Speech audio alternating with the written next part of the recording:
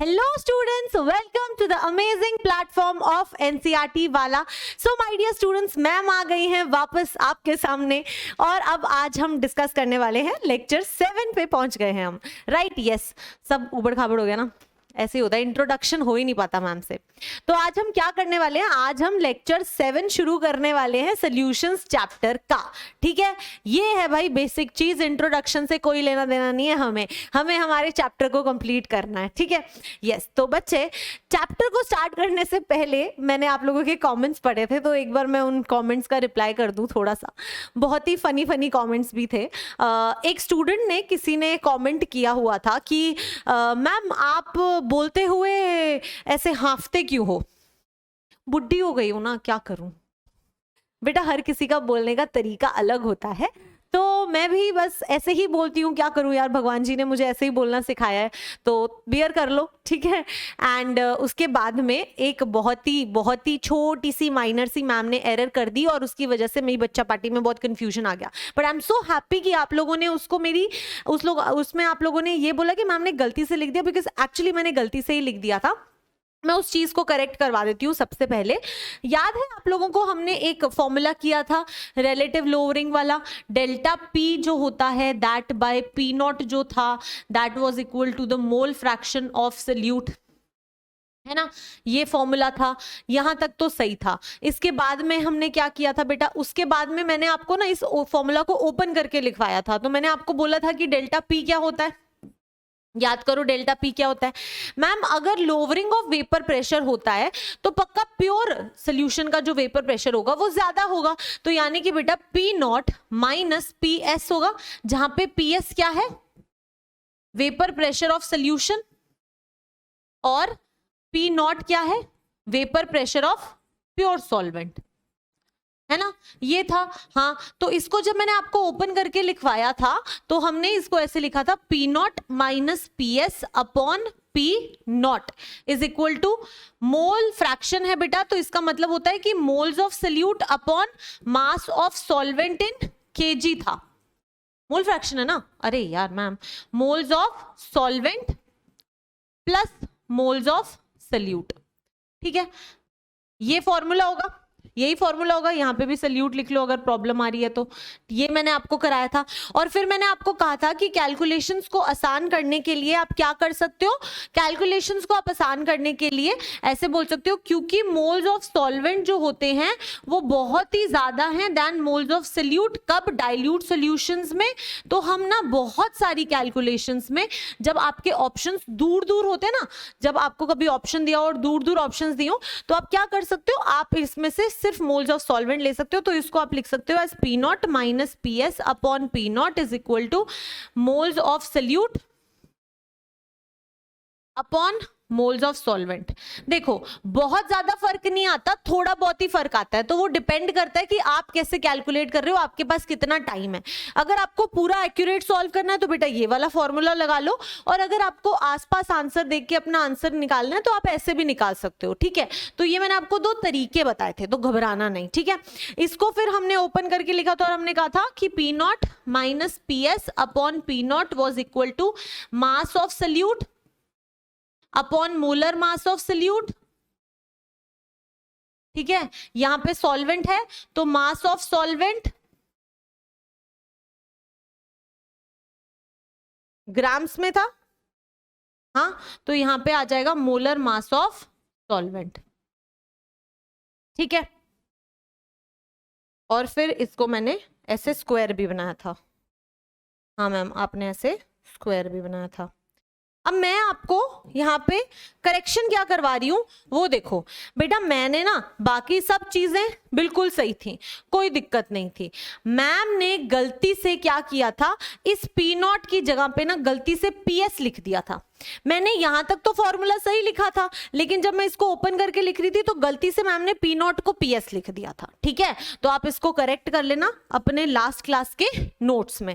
बहुत सारे बच्चों ने तो खुद ही करेक्ट कर लिया था, खुद को ही समझ आ गया था कि मैम गलती से मैम ने यहाँ पे पी एस लिखा है, क्योंकि यहाँ पे तो प्योर सॉल्वेंट का वेपर प्रेशर आता है. ठीक है, तो ये आपके लास्ट लेक्चर में करेक्शन, लास्ट लेक्चर की हम बात कर रहे हैं, ठीक है। तो सारी चीजें सेम थी, इनफैक्ट रिवाइज भी हो गया, बस इसमें ये वाली चीज को आप करेक्ट कर लेना, वहां पे पीएस की जगह पी नॉट आता है, ठीक है, गलती से मैम ने वो लिख दिया था। ओके, तो चलिए यहां तक सारी चीजें क्लियर हो गई हैं और मैंने देखा कि मेरे बोलते ही सब बच्चे आपस में डिस्कस करके अपने आंसर्स भी निकाल रहे थे। वेरी गुड, ठीक है। चलो अब हम अपना सेशन शुरू करते हैं। तो मैम आज हम पढ़ने क्या वाले हैं? तो बेटा आज भी हम कॉलिगेटिव प्रॉपर्टीज ही पढ़ने वाले हैं। और आज हम कॉलिगेटिव प्रॉपर्टीज में क्या पढ़ने वाले हैं? आज हम पढ़ने वाले हैं डिप्रेशन इन फ्रीजिंग पॉइंट। क्या पढ़ने वाले हैं? Depression in freezing point. और हम पढ़ेंगे फिर ऑस्मोटिक प्रेशर और इन पे बेस्ड क्वेश्चंस करेंगे, ठीक है। तो अगर आपको एलिवेशन एंड बॉइलिंग पॉइंट समझ आ गया तो आप डिप्रेशन फ्रीजिंग पॉइंट को भी ऐसे आंसर कर सकते हैं, ठीक है। यस, तो चलो अब इसको हम समझ लेते हैं पूरे कॉन्सेप्ट को। तो अगर आप डिप्रेशन एंड फ्रीजिंग पॉइंट की बात करते हैं तो मैम इसको आप हमें समझाओगे कैसे? पहले तो आप हमें इस चीज को समझा दो, ठीक है।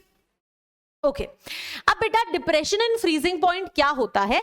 बेसिकली क्या होता है, अगर आपका प्योर सोल्यूशन होता है, अगर आपका प्योर सोल्यूशन होता है तो मान लो हमने TF नॉट जो है वो क्या बोला, जो आपका प्योर सॉल्वेंट है उसका वेपर प्रेशर है, यानी कि आपने इसको बोला it is the pure solvent. मैं क्या बोल रही हूं यार मैम, प्योर सॉल्वेंट का फ्रीजिंग पॉइंट है। टीएफ क्या, टीएफ नॉट क्या है? प्योर सॉल्वेंट का फ्रीजिंग पॉइंट है, ठीक है। आज ना मैम का दिमाग पता नहीं कहाँ चल रहा है, ठीक है। तो शुरू से शुरू करते हैं भाई, यहां से शुरू करते हैं, ठीक है। डिप्रेशन इन फ्रीजिंग पॉइंट हम शुरू करने वाले हैं। And depression in freezing point में सबसे पहले हम क्या करते थे, हम ना एक प्योर सॉल्वेंट लेते थे। तो मैम सबसे पहले तो आप ना एक प्योर सॉल्वेंट ले लो। लो भाई, इसके अंदर मैम ने ले लिया एक प्योर सॉल्वेंट, ठीक है, सिर्फ प्योर सॉल्वेंट है और इसका जो फ्रीजिंग पॉइंट है वो TF नॉट है। तो TF नॉट क्या है? Freezing point of pure solvent, ठीक है। चलो ठीक है मैम, प्योर सॉल्वेंट का फ्रीजिंग पॉइंट आ गया। अब आपने अगर इसके अंदर, अब अगर आपने इसके अंदर नॉन वोलेटाइल सल्यूट डाल दिया, अगर आपने इसमें नॉन वोलेटाइल सल्यूट डाल दिया तो क्या होगा? अगर आपने इसमें नॉन वोलेटाइल सल्यूट डाल दिया तो क्या होगा बच्चे? मैम सोल्यूशन बन जाएगा। क्या हो जाएगा मैम? सोल्यूशन बन जाएगा। और आपने इसके अंदर इस तरीके से नॉन वोलेटाइल सल्यूट डाल दिया, ठीक है। अब इसका जो फ्रीजिंग पॉइंट है वो क्या हो जाएगा? लेट अस से TF, वो हो जाएगा फ्रीजिंग पॉइंट ऑफ सॉल्यूशन, ठीक है। वो सॉल्यूशन जिसमें नॉन वोलेटाइल सल्यूट है उसका TF जो है वो फ्रीजिंग पॉइंट है सॉल्यूशन का, ठीक है। हाँ, अब आपको ऐसे नहीं समझ आएगा, ये आपको ग्राफ से समझ आएगा, ये आपको ग्राफ से समझ आएगा। तो मैं आपको ग्राफ से समझाऊंगी कि free depression and freezing point कैसे आता है, ठीक है। अभी मैं आपको ये बता देती हूँ, अभी आप सिर्फ समझ लो, अभी आप सिर्फ मान लो, आंखें बंद करके मैम पे विश्वास कर लो कि एक प्योर सॉल्वेंट का जो आपका फ्रीजिंग पॉइंट होता है वो बेटा ज्यादा होता है देन आपके सॉल्यूशन के फ्रीजिंग पॉइंट से। जैसे एलिवेशन इन बॉइलिंग पॉइंट होता था, जो बॉइलिंग पॉइंट होता था सॉल्यूशन का बॉइलिंग पॉइंट उससे ज्यादा होता था, वैसे फ्रीजिंग में क्या होता है, जो सॉल्वेंट का फ्रीजिंग पॉइंट होता है सॉल्यूशन का उससे भी कम होता है। लेकिन मैम हम बिना प्रूफ के एक चीज नहीं मानेंगे, आप कुछ भी कह दो। तो ठीक है भाई, मैं आपको एक ग्राफ के थ्रू इस चीज को समझाऊंगी, फिर और क्या करूं, यही तो करना पड़ेगा मुझे। तो चलो भाई अब हम ये करते हैं। अब आपको इसके लिए समझना क्या है, आप एक कहानी को समझोगे। बेटा फ्रीजिंग होती क्या है? जब आप बॉइलिंग के बारे में बात कर रहे थे तो मैम वहां पर एक इक्विलिब्रियम आता था बॉइलिंग के पॉइंट पे, तभी बॉइलिंग पॉइंट आता था वेपर और लिक्विड के अंदर। जब वेपर फेज और लिक्विड फेज में एक इक्विलिब्रियम आ जाता था तो हम कह देते थे कि वो बॉइलिंग पॉइंट है ना, है ना, है ना, है ना, है ना। हाँ, तो अब क्या होगा, अब क्या होगा, अगर आप फ्रीजिंग की बात कर रहे हो तो एग्जांपल ले लो, वाटर लिक्विड स्टेट में है आपके पास में और वाटर आइस सॉलिड स्टेट में है आपके पास में, ठीक है। तो बेटा इन दोनों के बीच में जब इक्विलिब्रियम आता है उस टेम्परेचर को फ्रीजिंग पॉइंट कहते हैं। क्या होता है, आप लोग जब कहते हो कि वाटर का फ्रीजिंग पॉइंट जो है वो 0 डिग्री सेल्सियस है, आप कहते हो ना कि freezing point of water is 0 degree Celsius. तो भाई 0 डिग्री सेल्सियस आते ही जो पानी है वो सॉलिड स्टेट में चला जाता है। तो बेटा 0 डिग्री सेल्सियस पूरा आपका ना टेम्परेचर कांस्टेंट हो जाता है और इस टेम्परेचर पर आपका सारा का सारा लिक्विड जो है वो वेपर, जो आपका सॉलिड स्टेट है उसमें धीरे धीरे कन्वर्ट होना शुरू होता है। तो एक पॉइंट ऐसा आता है 0 डिग्री सेल्सियस पे जहां पर एक इक्विलिब्रियम आ जाता है, यानी कि जितना आपका लिक्विड सॉलिड में कन्वर्ट हो रहा होता है उतना ही आपका सॉलिड जो है वो लिक्विड में भी कन्वर्ट हो रहा होता है, और उस पॉइंट को हम कहते हैं फ्रीजिंग पॉइंट ऑफ वाटर, है ना। और उसी को हम कह देते हैं 0 डिग्री सेल्सियस। तो मैम एक चीज समझ आ गई कि यहाँ पे क्या होता है, यहाँ पे एक इक्विलिब्रियम आता है दोनों में। बेटा अगर दोनों में इक्विलिब्रियम आ रहा है लिक्विड स्टेट और सॉलिड स्टेट में, तो क्या मैं आपको एक चीज बोल सकती हूं कि अगर पूरे के पूरे कंटेनर में, मान लो आपके पास ऐसे पूरा कंटेनर था, ये कंटेनर था जिसके अंदर मैम वाटर था मेरा लिक्विड में, ठीक है, और फिर मेरे पास वाटर आ गया आइस में सॉलिड स्टेट में। तो बेसिकली क्या था, आपने मान लो आपके पास में 20 डिग्री सेल्सियस टेम्परेचर था जब आपके पास पानी था, आपने टेम्परेचर को कम करना शुरू किया। तो जब आप टेम्परेचर को कम कर रहे थे तो जैसे ही 0 डिग्री सेल्सियस आया उस टाइम पे जो ये लिक्विड है वो आपका किस में कन्वर्ट होने लगा, सॉलिड में कन्वर्ट होने लगा, और एक इक्विलिब्रियम आ जाएगा। उस इक्विलिब्रियम में जितना सॉलिड आपका लिक्विड में कन्वर्ट हो रहा है उतना ही लिक्विड सॉलिड में कन्वर्ट होने लग जाएगा, और इसे हम क्या बोलेंगे, इसे हम बोल देंगे मैम कि ये एक इक्विलिब्रियम आ गया है। और इस टाइम पे जो टेम्परेचर होगा, जो 0 डिग्री सेल्सियस टेम्परेचर बोलते हो ना, वो उसका फ्रीजिंग पॉइंट इसलिए होता है क्योंकि उस टाइम पे इक्विलिब्रियम आता है, उस टेम्परेचर पे इक्विलिब्रियम आता है ना। हाँ तो मैम इतना तो हमें समझ आ गया कि ये दोनों इक्विलिब्रियम में है। तो बेटा अगर इस टाइम पे इक्विलिब्रियम में है, अगर इस टाइम पे दोनों इक्विलिब्रियम में हैं, तो क्या मैं ये कह सकती हूं कि जो वेपर प्रेशर आपके लिक्विड का था वही वेपर प्रेशर आपके सॉलिड स्टेट में भी है, यानी कि सॉलिड और लिक्विड स्टेट का जो वेपर प्रेशर है वो इक्विलिब्रियम के टाइम पे इक्वल होता है। हाँ, क्योंकि इस पूरे कंटेनर में जो भी वेपर प्रेशर होगा वो कांस्टेंट ही तो होगा। ये बात आपको समझ आ रही है? बिल्कुल समझ आ रही है भाई, बिल्कुल समझ आ रही है मैम। तो यानी कि बेटा अब आप बहुत सारे बच्चों के मन में क्वेश्चन आएगा जो आता भी है जनरली कि मैम सॉलिड का थोड़ी वेपर होता है।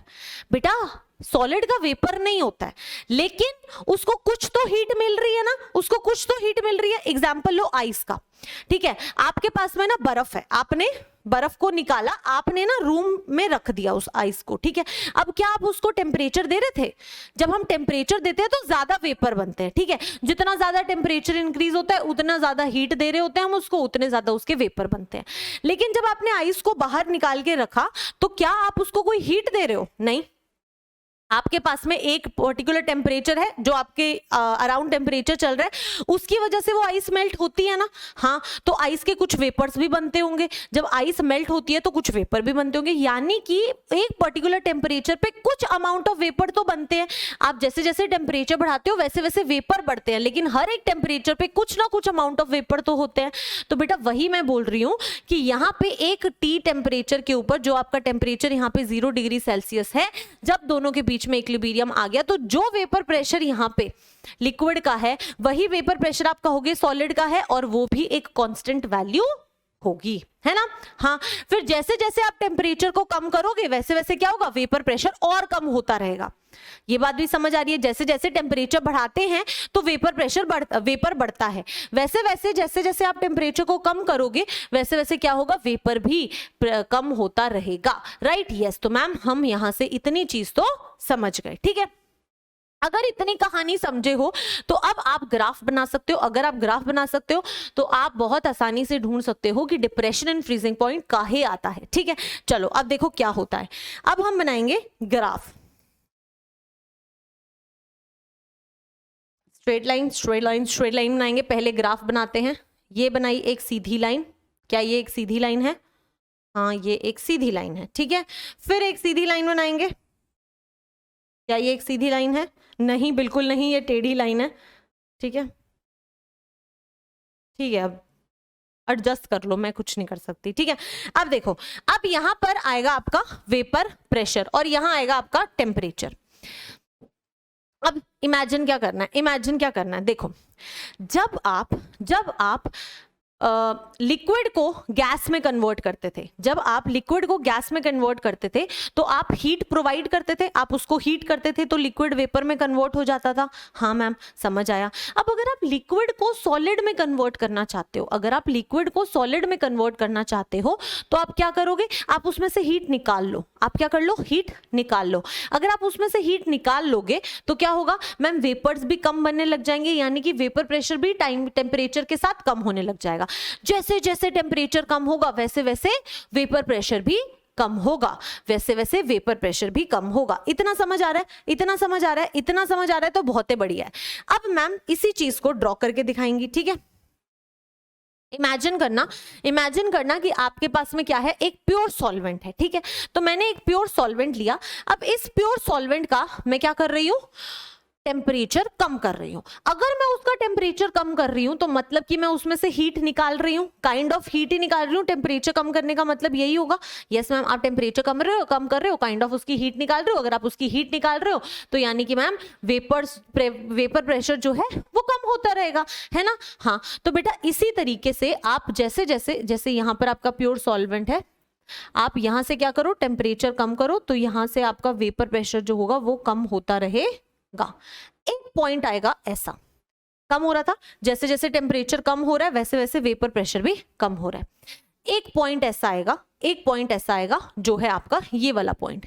इस पॉइंट पे क्या होगा, इस पॉइंट पे आपका जो लिक्विड है वो क्या हो जाएगा बेटा, ये पता है क्या होगा, काइंड ऑफ ये समझ लो ये इसका फ्रीजिंग पॉइंट है प्योर सॉल्वेंट का। तो मैम क्या कह रही है यहां पर कि ये इस प्योर सॉल्वेंट का फ्रीजिंग पॉइंट है TF0, ठीक है। ओके, तो अब क्या होगा बेटा, इस पॉइंट पे फ्रीज होना शुरू हुआ। मैम अगर फ्रीज होना शुरू हुआ यानी कि इसके नीचे ये क्या हो जाएगा, इसके नीचे जो टेम्परेचर होगा ये पूरा का पूरा सॉलिड बन जाएगा। और ये वो पॉइंट है जहां पे सॉलिड और लिक्विड आपस में इक्विलिब्रियम में है, और ये पॉइंट है जहां पर वेपर प्रेशर जो है वो मैम बिल्कुल इक्वल है। इतना समझ आ रहा है, TF0 आपको समझ आ रहा है, आई होप आपको समझ आ रहा है। अब देखो, अब जैसे जैसे इसको आप यहां पर मैम ये सॉलिड में कन्वर्ट हो गया, और सॉलिड के बाद में जब सॉलिड में कन्वर्ट हो जाता है ना बेटा, उसके बाद में जो वेपर प्रेशर होता है सॉलिड का वो टेम्परेचर के साथ डायरेक्टली प्रोपोर्शनल डिक्रीज होने लगता है। तो ये फिर एक स्ट्रेट लाइन बनती है। तो ये आपको थोड़ा सा समझना है कि जब लिक्विड से आप कम कर रहे हो टेम्परेचर और वो सॉलिड की तरफ आ रहा है, धीरे धीरे उसका वेपर प्रेशर कम हो रहा होता है, तो वो ऐसे कम होता है, ठीक है। फिर ये पॉइंट आता है जिसे हम क्या कहते हैं, इसका फ्रीजिंग पॉइंट, प्योर सॉल्वेंट का फ्रीजिंग पॉइंट। तो मैम प्योर सॉल्वेंट का जो फ्रीजिंग पॉइंट है उस पॉइंट पे दोनों इक्विलिब्रियम में होंगे, वेपर प्रेशर कांस्टेंट होगा और इसके बाद में सारा सॉलिड बन जाएगा। और जब आपका प्योर सॉल्वेंट सॉलिड बन जाता है तो फिर वो टेम्परेचर के साथ में डायरेक्टली प्रोपोर्शनल की तरह से डिक्रीज होने लगता है, ठीक है। चलो भाई, यहां तक की कहानी तो समझ आई। अब इसके आगे की कहानी समझनी है, क्योंकि मैम आपने हमें ये तो बता दिया कि जो आपके प्योर सॉल्वेंट का वेपर प्रेशर है वो कम होता है और वो आपका क्या बन जाता है, सॉलिड बन जाता है, ठीक है। अब क्या होगा बेटा, अब मैं आपसे बात करती हूं सॉल्यूशन की। तो मैं इसको पहले लिख देती हूं, इसमें वेपर प्रेशर P0 लिख दूं, क्योंकि ये मेरा क्या है, प्योर सॉल्वेंट है। तो मैम इसको प्योर सॉल्वेंट लिख देंगे, ठीक है, प्योर सॉल्वेंट। चलो भाई, मैम प्योर सॉल्वेंट तो समझ आया। अब क्या होगा, अब आते हैं हम बात पे, किस पे, सोल्यूशन पे, ठीक है। तो अगर आप यहां पर देखो तो ये पूरा का पूरा वेपर प्रेशर आपका P0 चल रहा था प्योर सॉल्वेंट का। हाँ, अब मुझे जल्दी से बताओ कि P0 वेपर प्रेशर है आपके पास में और एक आपके पास में PS है। PS क्या होता है, सोल्यूशन का वेपर प्रेशर, ठीक है मैम। और मुझे पता है कि प्योर सॉल्वेंट का वेपर प्रेशर सोल्यूशन के वेपर प्रेशर से ज्यादा होता है, रट गया है, ये बात तो आपको पता है, हम कितने टाइम से पढ़ते आ रहे हैं। यानी कि मैम पी नॉट जो है वो हमेशा पी एस से ज्यादा होगा, ठीक है, ओके। अब बेटा जब सोल्यूशन होता है आपके पास में, तो आपके पास सोल्यूशन के अंदर क्या क्या होता है? सोल्यूशन के अंदर आपके पास में दो चीजें होती हैं, एक सॉल्वेंट होता है और उस सॉल्वेंट के अंदर आपके पास में एक नॉन वोलेटाइल सोल्यूट होता है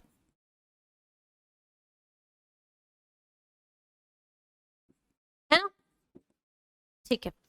अब जब आप इस सोल्यूशन को फ्रीज करना शुरू करते हो, यानी कि जब आप इसमें से हीट निकालना शुरू करते हो, तो एक चीज आपको हमेशा ध्यान रखनी है, एक चीज आपको हमेशा ध्यान रखनी है कि सॉल्वेंट जो होता है ना वो पहले फ्रीज होना शुरू होता है, सोल्यूट फ्रीज नहीं होता। अब इस चीज को सिर्फ समझ लो, आपकी नॉलेज के लिए है, ये आपसे कोई पूछेगा नहीं, लेकिन इस ग्राफ को समझने के लिए आपको ये सुनना पड़ेगा, ठीक है। क्या होता है जब सोल्यूशन को आप फ्रीज करना शुरू करते हो, यानी कि आप उसका टेम्परेचर कम करना शुरू करते हो, उसमें से हीट निकालना शुरू करते हो, तो जो आपका सॉल्वेंट पार्ट होता है, यानी कि दोनों का मिक्सचर है ये, तो जो सॉल्वेंट है ना वो फ्रीज होना शुरू होता है। वो क्या होता है मैम? वो फ्रीज होना शुरू होता है, राइट। उसका वेपर प्रेशर कम होने लगता है और वो फ्रीज होने की कोशिश करने लगता है। आपका सोल्यूट उस टाइम पे फ्रीज नहीं होता। जब सैचुरेटेड कंडीशन आ जाती है उसके बाद आपका सोल्यूट फ्रीज होने लगता है। तो आपको सिर्फ पहले वाली बात पे ध्यान रखना है कि जब आप फ्रीजिंग करना शुरू करते हो तो बेटा क्या होता है, आपका सॉल्वेंट फ्रीज होता है, आपका सोल्यूट फ्रीज नहीं होता। अगर इतना समझ आ रहा है तो बहुत है, इसके आगे की नॉलेज आपके लिए थोड़ी हाई लेवल है तो उसको चाहे मत सुनो, लेकिन इस बात को समझो कि जब सोल्यूशन फ्रीज होता है तो सॉल्वेंट फ्रीज होता है, उसमें से आपका जो नॉन वोलेटाइल सोल्यूट है वो फ्रीज नहीं होता। अब मैम इतनी बात मुझे समझ आई, तो एक बात तो समझ आ रही है आपको कि पी नॉट से पीएस कम होगा। अगर पी नॉट से पीएस कम होगा और अगर ये वाला प्रेशर जो है वो किसका है, पी नॉट है, तो मैम पीएस जो होगा वो इससे कम होगा, यानी कि कहीं पे यहां पे होगा, ये पीएस होगा। इतना समझ आ रहा है ना? क्योंकि पी नॉट ज्यादा है, पीएस कम है, तो ये रहा मैम पी नॉट और ये रहा पीएस, तो बिल्कुल पी नॉट जो है वो पीएस से ज्यादा है। इतना आपको समझ आ रहा है। अब बेटा आप इस सोल्यूशन को फ्रीज करना शुरू करोगे, तो जब आप इसको फ्रीज करना शुरू करोगे मतलब कि इसमें से हीट निकालने की कोशिश करोगे, तो जब आप इसमें से हीट निकालोगे, आप उसका टेम्परेचर कम कर रहे हो, आप कोशिश कर रहे हो कि वो हीट निकल जाए ताकि वेपर प्रेशर कम हो जाए, तो वेपर प्रेशर कम होगा और फ्रीज क्या होगा आपका, सॉल्वेंट होगा। फ्रीज क्या होगा आपका, सॉल्वेंट होगा। तो यानी कि मैम कुछ भी करो, आप जब इसको धीरे धीरे कम करोगे तो एक पॉइंट ऐसा आएगा, जब आप इसको धीरे धीरे कम करोगे तो एक पॉइंट ऐसा आएगा जब ये आके यहां पर आ जाएगा। अब आप कहोगे कि मैम यहां पर क्यों आया, और फिर बेटा ये इसी लाइन को फॉलो करेगा, और फिर ये क्या करेगा, ये इसी लाइन को फॉलो करेगा। अब आप कहोगे मैम ऐसा क्यों हुआ, बेटा फिर से याद करो इस बात को कि जब आप एक सोल्यूशन को फ्रीज करते हो तो उस सोल्यूशन में फ्रीज होता है सॉल्वेंट। अगर सॉल्वेंट फ्रीज हो रहा है तो कभी ना कभी सॉल्वेंट फ्रीज होके अपनी सॉलिड स्टेट में आएगा, कभी ना कभी सॉल्वेंट फ्रीज होके अपनी, सॉल्वेंट जो है सोल्यूशन के अंदर वो फ्रीज होके अपनी सॉलिड स्टेट में आएगा। अब जब सिर्फ फ्रीज ही सिर्फ सॉल्वेंट हो रहा है तो फ्रीज वाला पार्ट तो प्योर ही होगा ना, फ्रीज वाला पार्ट तो प्योर ही होगा, हाँ। तो इसीलिए ये आगे जाके यहां पे टकरा के फिर बिल्कुल प्योर सॉल्वेंट की तरह फ्रीज हो जाता है, क्योंकि आप ही ने कहा मैम कि फ्रीज होता है सिर्फ और सिर्फ सॉल्वेंट, इसीलिए मैंने इसको सॉल्वेंट वाली लाइन के अंदर लाके फंसा दिया। समझ आया, समझ आया? अगर नहीं समझ आया तो फिर से बताती हूँ, क्योंकि ये सबसे इंपॉर्टेंट पार्ट है। आपके पास में एक प्योर सॉल्वेंट था, आपने एक प्योर सॉल्वेंट को फ्रीज करना शुरू किया, ठीक है। ये ऑर्डर होता है, इस तरीके से फ्रीज होता है, सॉलिड स्टेट में डायरेक्टली प्रोपोर्शनल हो जाता है, ये चीज आपको समझनी है, ठीक है। अब जब आप सॉल्वेंट को फ्रीज करते हो तो आप उसको वेपर प्रेशर कम करोगे, क्योंकि आप टेम्परेचर कम कर रहे हो, टेम्परेचर कम कर रहे हो मतलब हीट निकाल रहे हो, अगर हीट निकाल रहे हो तो वेपर प्रेशर धीरे धीरे कम होगा। अब वो धीरे धीरे कम हुआ और यहां पर आकर क्या हो गया, सॉलिड में कन्वर्ट हो गया।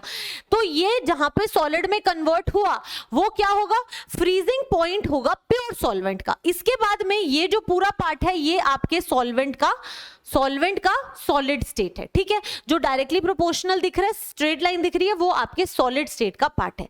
ये था प्योर सॉल्वेंट। यहां तक क्लियर है, यहां तक किसी को कोई डाउट नहीं होगा।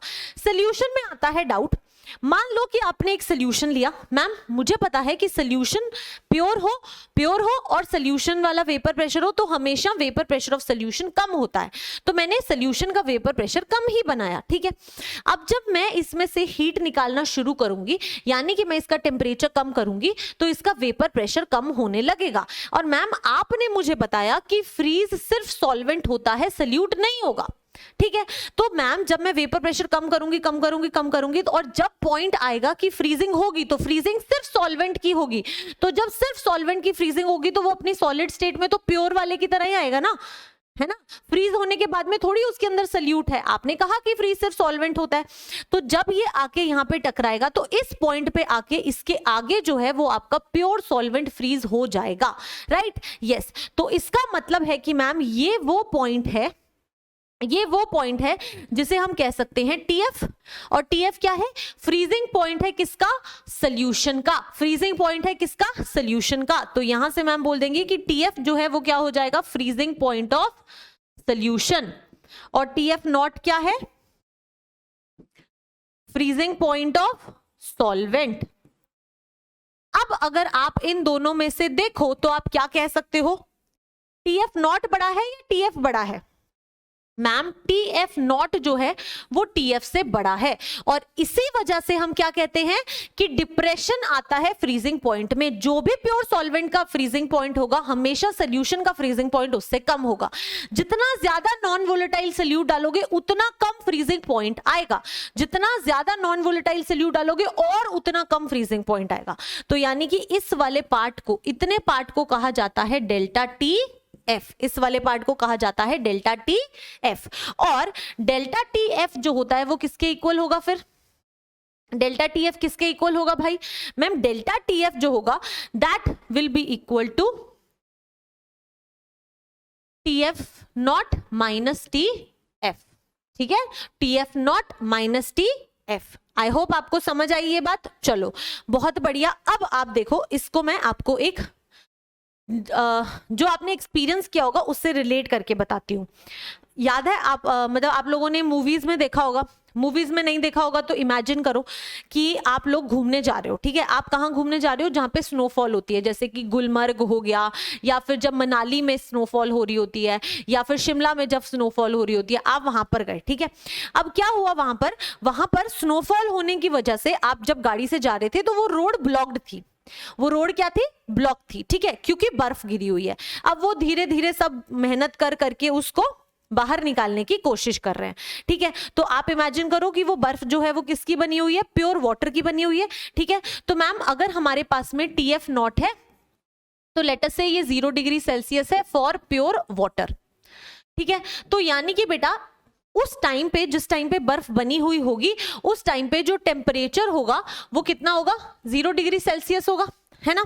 हाँ, अब आपको एक नॉलेज आती है, आपको एक पता, ये चीज पता है, इनफैक्ट बहुत सारे इस चीज को यूज भी करते हैं।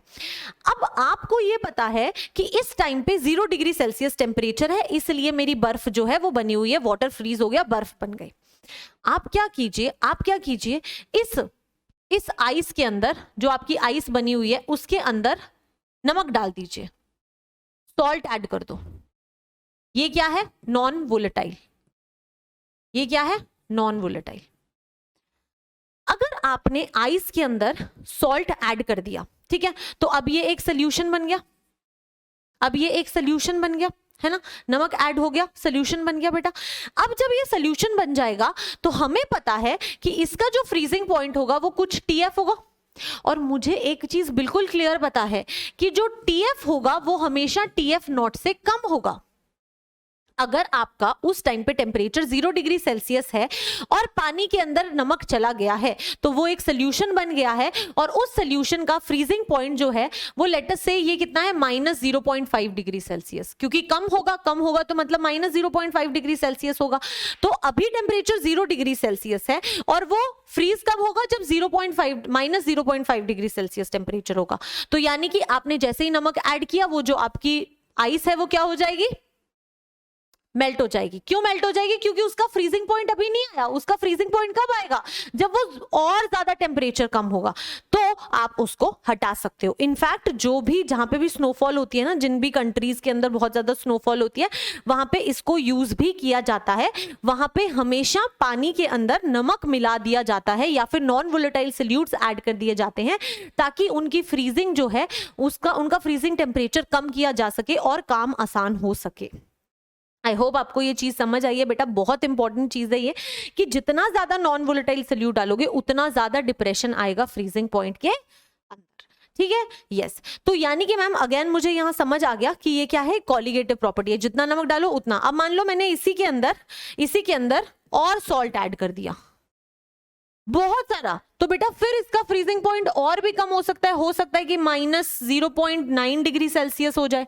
तो मतलब कि जितना ज्यादा नॉन वोलेटाइल सॉल्यूट उतना ज्यादा डिप्रेशन आएगा फ्रीजिंग पॉइंट के अंदर। ठीक है, आई होप यहां तक किसी को कोई डाउट नहीं है। परफेक्ट, बहुत बढ़िया बेटा, अमेजिंग। तो अब हम क्वेश्चंस नहीं करेंगे, अभी तो हमें बहुत सारी चीजें करनी है।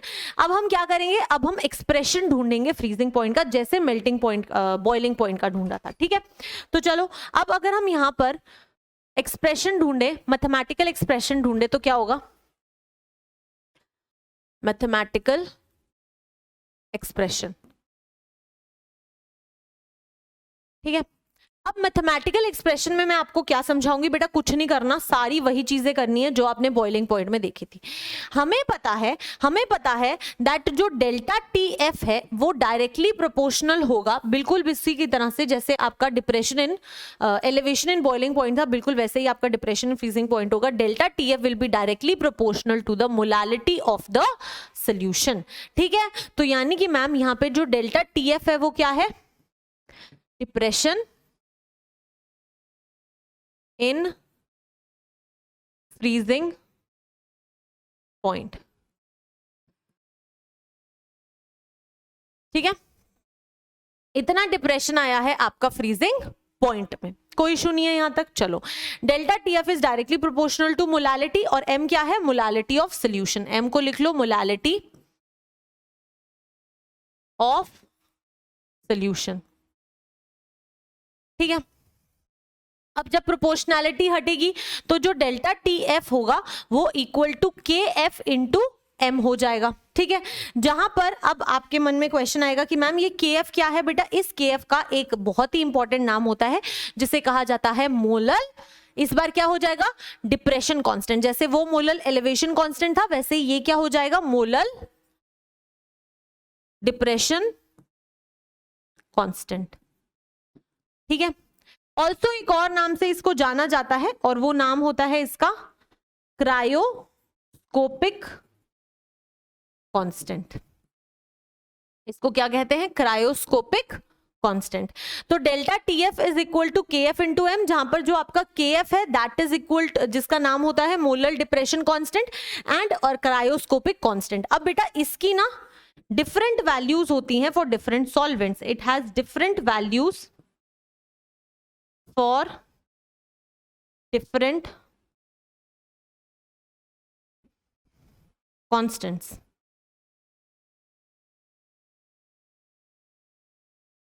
Oh, sorry, different values for different solvents.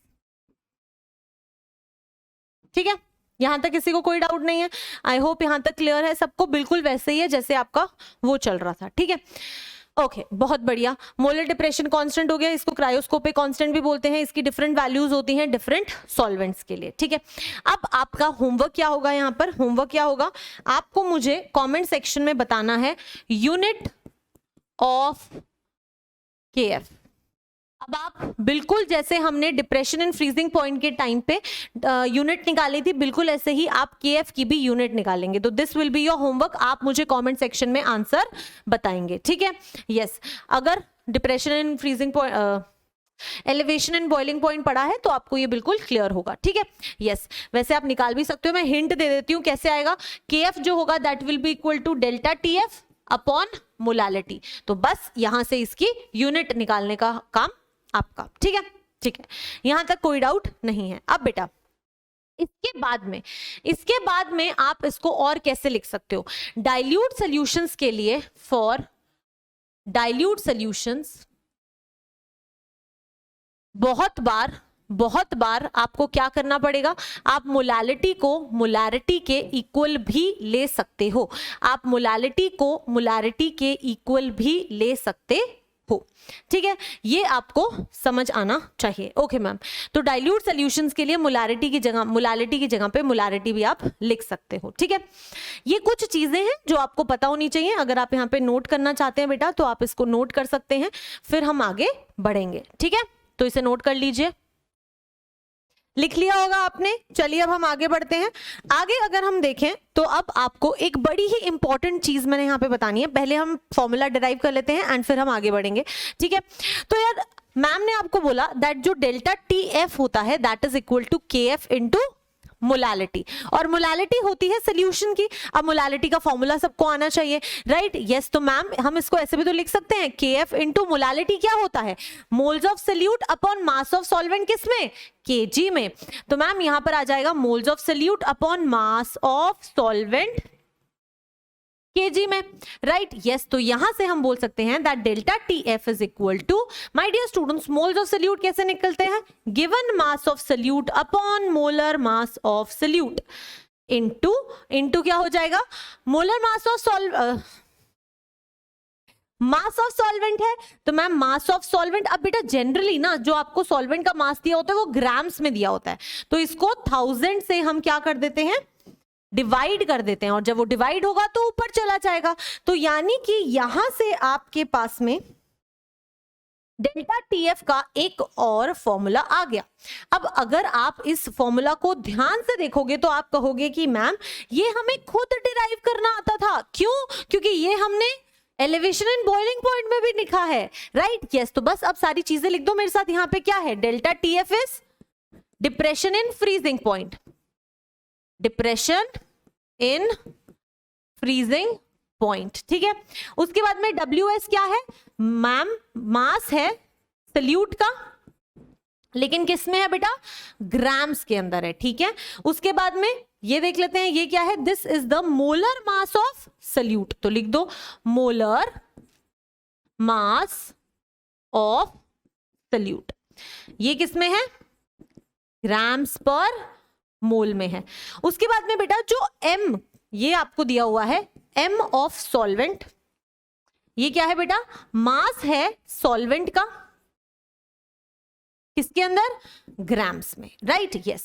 तो यहां से आपके पास में डेल्टा टीएफ का फॉर्मूला आ गया। इनफैक्ट आपको इसको याद करने की भी जरूरत नहीं है, एग्जैक्टली जैसे आप डिराइव करते थे एलिवेशन एंड बॉइलिंग पॉइंट में, बिल्कुल उसी तरीके से आपको डिराइव करना है। बस आपको क्वेश्चंस में ये ध्यान रखना है कि क्वेश्चंस में आपको किसी भी तरह से दिया जा सकता है। हो सकता है थियोरेटिकली बोल दे कि depression in freezing point is equal to 2 degree Celsius, तो आपको ये समझना है कि वो आपको डेल्टा टीएफ की डायरेक्ट वैल्यू 2 डिग्री सेल्सियस दे रहा है।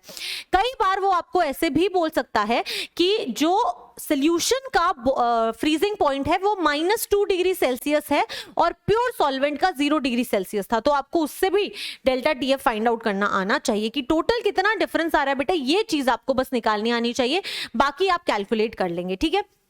एक चीज जो आप रख सकते हैं वो ये सोच सकते हैं कि ये ना हमेशा मॉड में होता है, ये हमेशा मॉड में होता है, ये हमेशा एक पॉजिटिव वैल्यू ही होगी, ठीक है। Delta TF will be mod and it will always be a positive value, ये बात आप ध्यान रखना। डेल्टा टीएफ एक पॉजिटिव वैल्यू होगी, डिफरेंस एक पॉजिटिव वैल्यू होगा, मॉड में रखना इसको, ठीक है। अब अलग अलग तरीके से अलग अलग बुक्स में मिल जाएगा, तो आई होप आप कंफ्यूज नहीं होगे, ठीक है। चलो बहुत बढ़िया बेटा, यहां तक आपको क्लियर है। अब इसके बाद में मैं आपको एक और बहुत ही इंपॉर्टेंट चीज बता देती हूं, जिसका आपको सिर्फ एक्सप्रेशन पता होना चाहिए और ज्यादा चीजें समझने की जरूरत नहीं है। That is your molar depression constant, यानी कि मैम बात कर रही हैं आपसे यहां पर केएफ की, जिसको आप क्रायोस्कोपिक कांस्टेंट भी बोलते हैं। तो बेटा जो केएफ होता है ना, वो एक चीज तो हमें समझ आ रही है कि मैम केएफ जो होता है वो हमें सॉल्वेंट के बारे में इंफॉर्मेशन देता है, यानी कि केएफ सारी की सारी चीजें सॉल्वेंट के बारे में कर रहा है। तो केएफ की जो एक वैल्यू होती है that is equal to R into M, यहां पर आ जाता है टीएफ नॉट का square upon 1000 into delta H, ठीक है। अब आप बोलोगे मैम ये क्या है, नहीं समझ आया तो बेटा इसमें मैं आपको सारी चीजें लिखवा देती हूँ क्या क्या मीन करता है, ठीक है। उसके बाद में मैम आपको हमेशा की तरह एक होमवर्क क्वेश्चन भी दे देंगे। देखा, होमवर्क तो मैं दूंगी। अब देखो आर यहाँ पे क्या होता है बेटा, आर जो ये ना एक कांस्टेंट वैल्यू होती है, क्योंकि हर एक सॉल्वेंट के लिए हर एक चीज कांस्टेंट होगी। अभी डिराइव करवाती हूँ। आर क्या होता है, आर होता है आपका गैस कांस्टेंट, और गैस कांस्टेंट की कौन सी वैल्यू यूज करते हैं, 8.314 जूल पर केल्विन पर मोल, ठीक है। हमेशा यही यूज होती है। जो आपके पास में यहां पे m होता है वो क्या होता है, वो होता है बेटा molar mass of solvent, of pure solvent, ठीक है। और ये होता है ग्राम्स पर मोल में, ठीक है। उसके बाद में अगर आप TF नॉट की बात करोगे तो TF नॉट जो होता है वो क्या होता है बेटा, फ्रीजिंग पॉइंट होता है ऑफ प्योर सॉल्वेंट। अब सोचो अगर कोई एक सॉल्वेंट है, मान लो वाटर सॉल्वेंट है, तो उसका मोलर मास भी फिक्स्ड होगा, उसका प्योर सॉल्वेंट का जो फ्रीजिंग पॉइंट होता है वो भी फिक्स होगा। और बेटा डेल्टा HF जो होता है ना, वो होता है आपका एंथैल्पी ऑफ फ्यूजन। ये क्या होता है, आपकी एंथैल्पी होती है fusion. Delta HF is the enthalpy of fusion. और एक पर्टिकुलर सॉल्वेंट के लिए उसकी एंथैल्पी ऑफ फ्यूजन भी एक कांस्टेंट वैल्यू होती है। तो हर एक सॉल्वेंट के लिए ये सारी वैल्यूज एक्चुअल में एक साथ होकर आपको एक कांस्टेंट वैल्यू देती हैं KF की, ठीक है। यस, वाटर के लिए जैसे अगर मैं आपके पास में KF की बात करूं, फॉर वाटर जो KF होता है that is equal to 1.86 kelvin, ठीक है, केल्विन kg पर मोल होता है, ठीक है। ये वैल्यू वाटर के लिए होती है। अगर आपको याद करना है तो आप याद कर लीजिए, नहीं तो आपको क्वेश्चंस में भी ये मिलती है। अगर आपको ये समझ आया बेटा, सेम इसी तरह से आप लिख सकते हो सिमिलरली फॉर एब्यूलियोस्कोपिक कांस्टेंट। अब एब्यूलियोस्कोपिक कांस्टेंट से मैम क्या कहना चाहती हैं, KB, है ना। बिल्कुल सिमिलरली जैसे KF है वैसे ही KB की भी एक कांस्टेंट वैल्यू होती है, और KB जो होता है वो बेटा आपका इक्वल होता है RM TB नॉट का square upon 1000 into delta HV। अब यहां पर जो जो चीजें चेंज हो रही हैं वो बता देती हूँ। R अगेन गैस कांस्टेंट है, वही वैल्यू होगी जो ऊपर थी 8.314 जूल पर केल्विन पर मोल। M क्या होता है, मोलर मास होता है सॉल्वेंट का, जो भी सॉल्वेंट होगा उसका मोलर मास होगा। बेटा TB नॉट जो होता है वो यहां पे होता है बॉइलिंग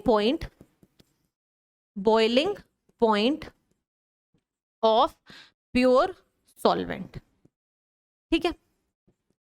और क्या चेंज है मैम, डेल्टा V चेंज है। तो बेटा डेल्टा V जो होता है, डेल्टा HV जो होता है वो होता है आपका एंथैल्पी ऑफ वेपोराइजेशन, ठीक है। तो अब आप यहां से बहुत सारी चीजें समझ सकते हैं। अब आप कहोगे कि मैम इससे रिलेटेड कैसे क्वेश्चंस आएंगे, नहीं समझ आएगा। बेटा इससे रिलेटेड क्वेश्चंस नहीं आते, आपको बस ये एक एक्सप्रेशन पता होना चाहिए। ये वाला जो पार्ट है वो आपका CUET के पॉइंट ऑफ व्यू से इंपॉर्टेंट है, क्योंकि अगर आपको टिक मार्क करने के लिए आ गया कि KF का एक्सप्रेशन क्या होता है या KB का एक्सप्रेशन क्या होता है, तो आप इस तरीके से डायरेक्टली बस एक्सप्रेशन को याद रखो, टिक कर लो। या फिर आपसे पूछा जा सकता है कि KF के एक्सप्रेशन में TF नॉट क्या होता है, KF के एक्सप्रेशन में डेल्टा H वैल्यू जो होती है वो क्या होती है, ठीक है। यस, तो अभी बेटा अचानक से आपको मैम लाइट चली गई होगी, राइट। यस, तो अलग सा दिख रहा होगा, तो 2 मिनट रुको, लाइट चली गई है, हम उसके बाद में शुरू करेंगे, ठीक है। तो आप तब तक इसे नोट करो। ओके, तो चलो यार अब हम फिर से स्टार्ट कर सकते हैं। Everything is under control. तो चलिए, अब हमें सारी चीजें क्लियर हो चुकी हैं, तो अब हम क्या करेंगे, एक क्वेश्चन सॉल्व करेंगे और सारे कॉन्सेप्ट्स को क्लियर कर लेंगे, ठीक है। तो क्वेश्चन को पढ़ो भाई। क्वेश्चन क्या कहता है, क्वेश्चन कहता है that calculate the mass of ascorbic acid.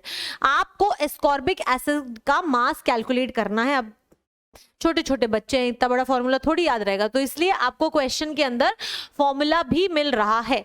To be dissolved in 75 grams, आपको बोला गया है 75 ग्राम्स ऑफ एसिटिक एसिड में।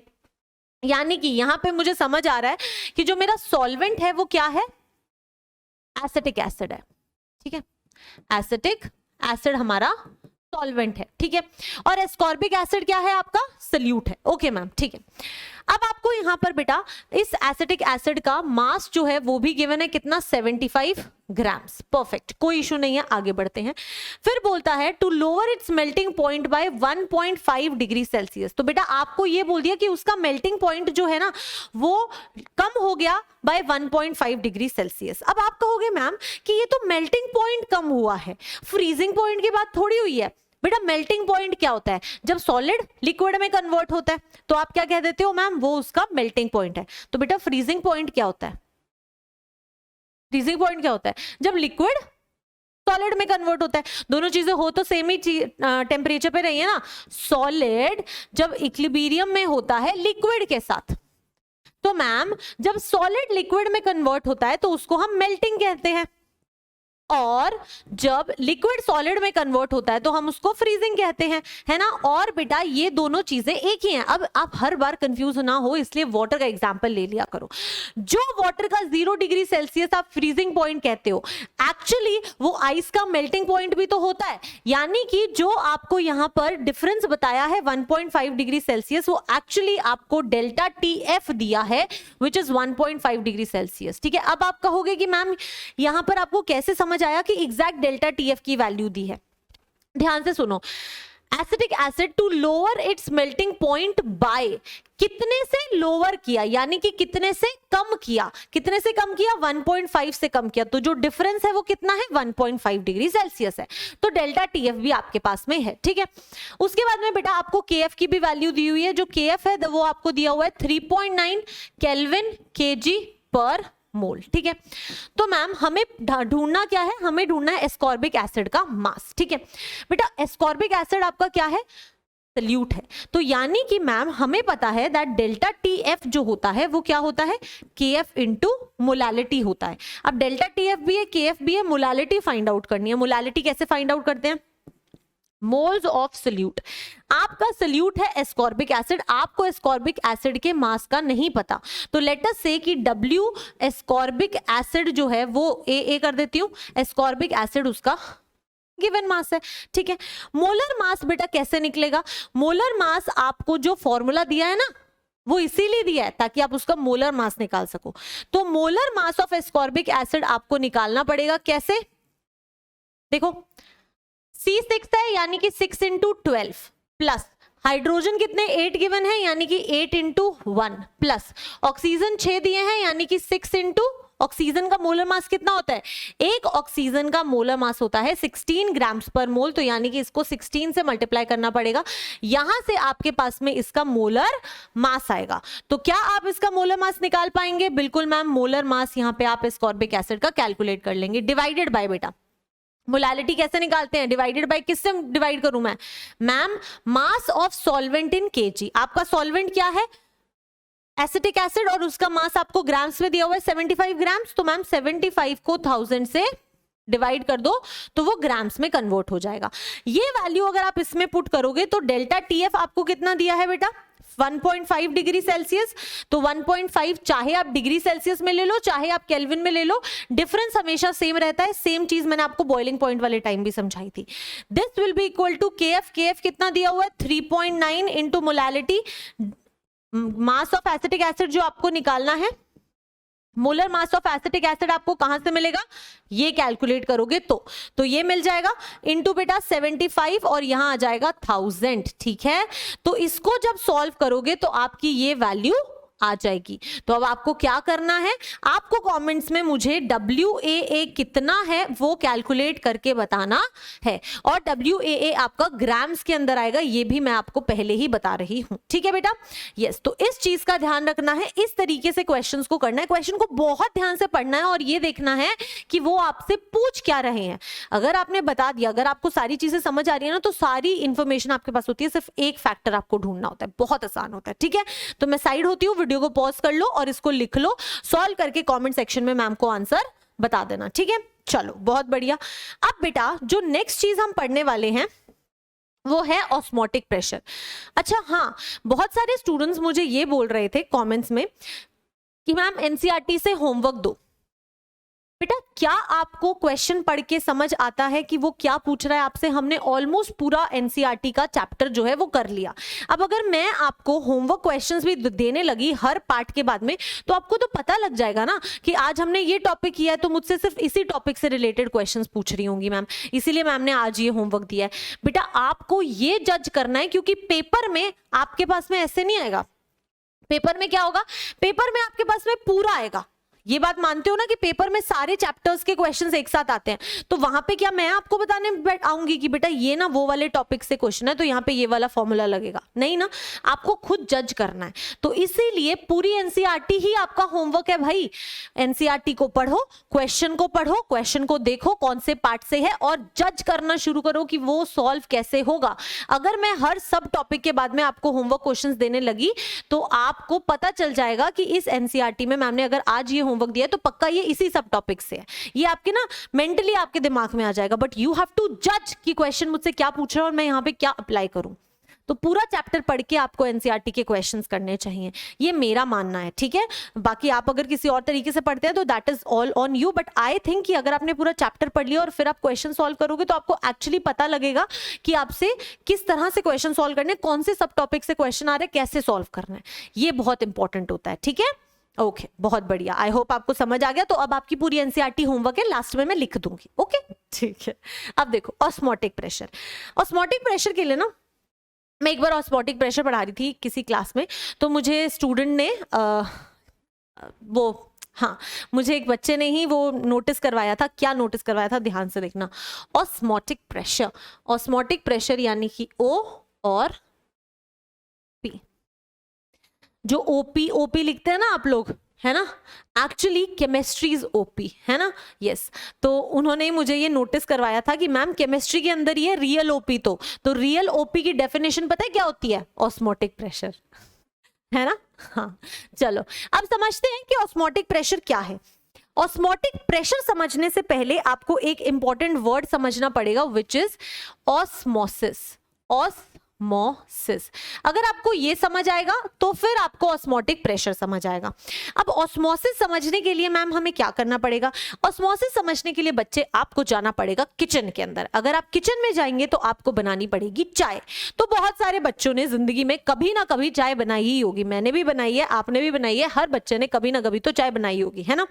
तो अब चाय बनाते हो तो होता क्या है, जब चाय बन गई भाई, चाय बन गई, उसके बाद में क्या करते हो? कप के अंदर छलनी लेते हो और छानते हो। छलनी कैसी होती है? इस तरह से होती है।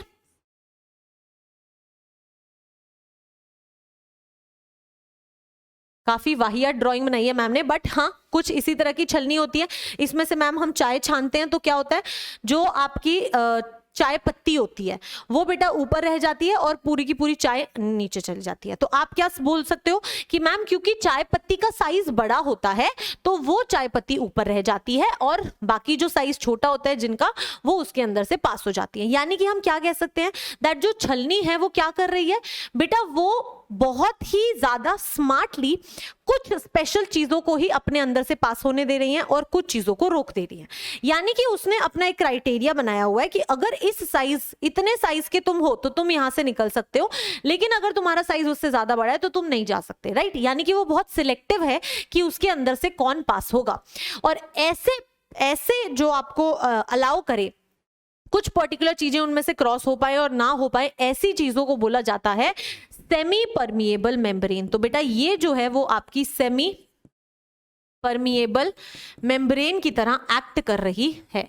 तो आई होप अब आप सेमी परमिएबल मेम्ब्रेन का मतलब समझ गए होंगे। सेमी परमिएबल मेम्ब्रेन वो मेम्ब्रेन होती है जो कुछ स्पेशल चीजों को अपने थ्रू पास होने देती हैं और बाकी चीजों को रोक देती हैं। तो ऑस्मोसिस क्या होता है, बेसिकली क्या होता है, इसकी बिल्कुल थियोरेटिकल डेफिनेशन तो मैं लिखवा दूंगी, बट एक्चुअली क्या होता है, इस तरीके से आपके पास में मान लो एक कंटेनर है, ठीक है, इसमें आपने इस तरीके से एक मेम्ब्रेन लगाई है और बेटा यहां पे आपके पास में क्या है, प्योर सॉल्वेंट है, लेटर से ए, और यहां पे आपके पास में बेटा सोल्यूशन है, लेटर से सॉल्वेंट ए के साथ आपने बी डाला हुआ है और ये बी क्या है, नॉन वोलेटाइल सॉल्यूट है,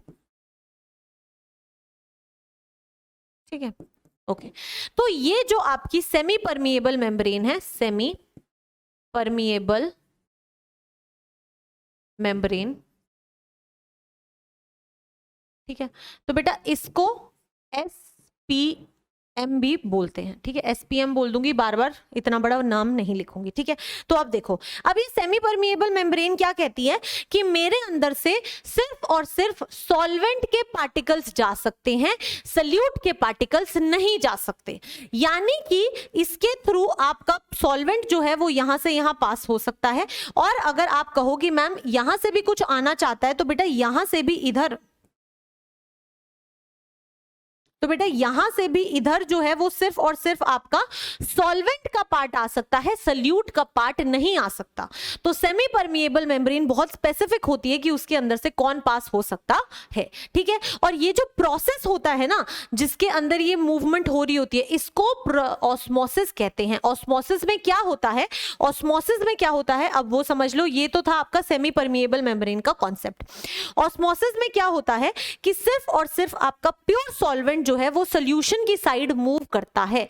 यानी कि ऑस्मोसिस प्रोसेस क्या होता है, it is a process in which the pure solvent goes towards the solution, through the semi permeable membrane, ठीक है। अब बेटा अगर मैं आपसे यहां पर एक कॉन्सेंट्रेशन के टर्म्स में बात करूं, तो प्योर सॉल्वेंट की कॉन्सेंट्रेशन कम होगी, आई होप आप समझ पा रहे हो, और जो सोल्यूशन है उसकी कॉन्सेंट्रेशन ज्यादा होगी, राइट। क्योंकि इसके अंदर तो सोल्यूट है, इसके अंदर सोल्यूट है ही नहीं, तो मैम इसमें क्या कॉन्सेंट्रेशन, ये तो बिल्कुल प्योर है ना। तो लो कॉन्सेंट्रेशन से हाई कॉन्सेंट्रेशन में मूवमेंट होती है, एक ऐसा भी बोलते हैं। लेकिन इसको रटने की जरूरत नहीं है, आप साफ साफ एक चीज समझ लो कि जो प्योर सॉल्वेंट होता है वो सोल्यूशन की साइड अपने आप जाता है, सेमी परमिएबल मेम्ब्रेन के थ्रू जाता है, और इसीलिए इसको हम ऑस्मोसिस कहते हैं, ठीक है। अगर आपको इतना समझ आया तो आप अब इस चीज को पढ़ सकते हैं, इसको अपने पास लिख भी लीजिए। When membrane is permeable to solvent particles, सिर्फ और सिर्फ सॉल्वेंट पार्टिकल्स को, but impermeable to solute particles. Impermeable का मतलब क्या होता है कि वो सल्यूट पार्टिकल्स को अपने अंदर से नहीं पास होने देगी, ठीक है। They are called semi permeable membrane. Solvent can pass through but solute can't, तो वो सिलेक्टिव है, इसीलिए उनको सेमी परमिएबल मेम्ब्रेन कहा जाता है, ठीक है। यहां तक किसी को कोई डाउट नहीं है, बहुत बढ़िया, अमेजिंग। आप लिखना चाहते हैं तो लिख लीजिए इसको, आगे बढ़ेंगे।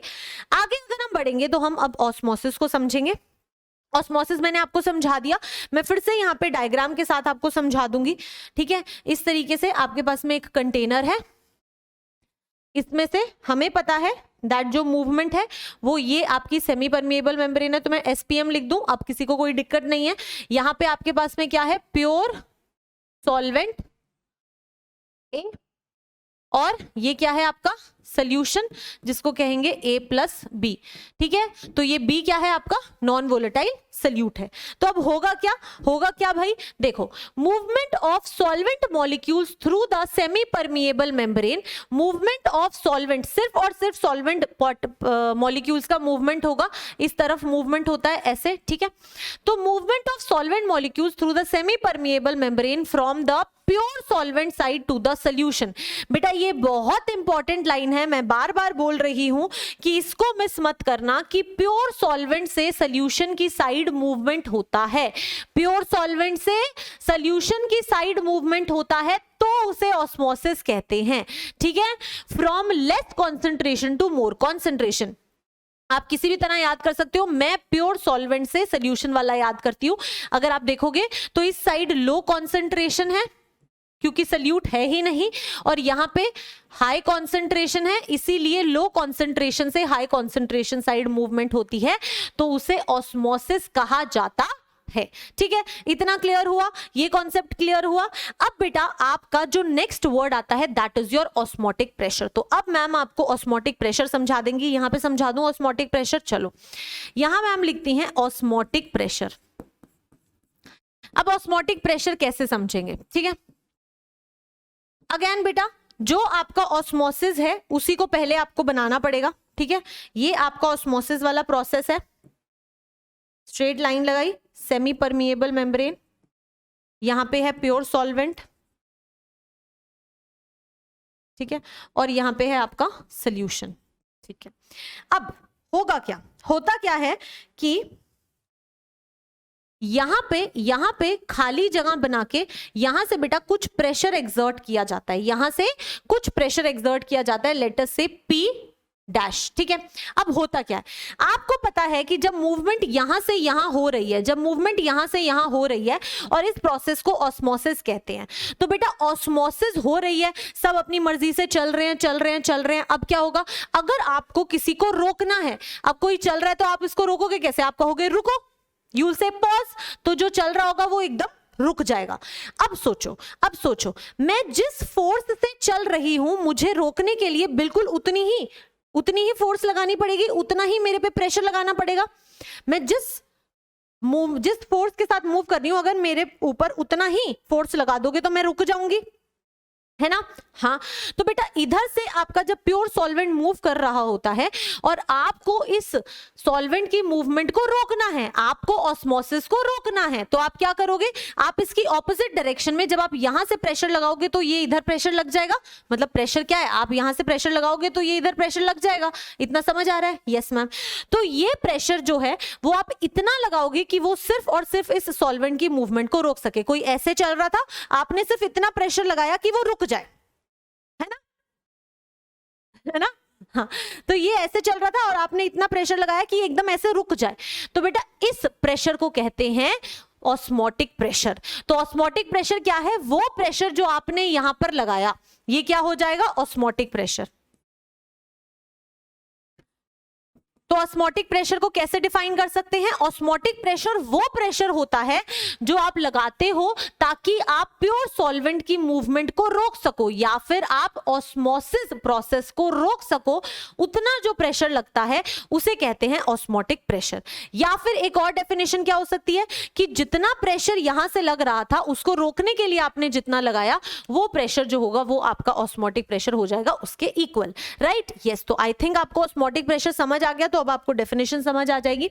Osmotic pressure is the hydrostatic pressure, आपने प्रेशर लगाया, hydrostatic pressure built up on the solution side. कौन सी साइड लगाया, सॉल्यूशन की साइड लगाया, ठीक है। built up on the solution side due to the osmosis from pure solvent side to the solution side। जो pure solvent की side से pressure लग रहा था उसका हाइड्रोस्टैटिक प्रेशर आपने इधर लगाया ताकि उसको रोक सको, उसे कहते हैं ऑस्मोटिक प्रेशर। इसकी एक ऑल्टरनेटिव डेफिनेशन भी होती है, वो भी मैं आपको समझा दूंगी। आई होप आपको ऑस्मोटिक प्रेशर की डेफिनेशन जो है वो क्लियर हो गई है, ठीक है।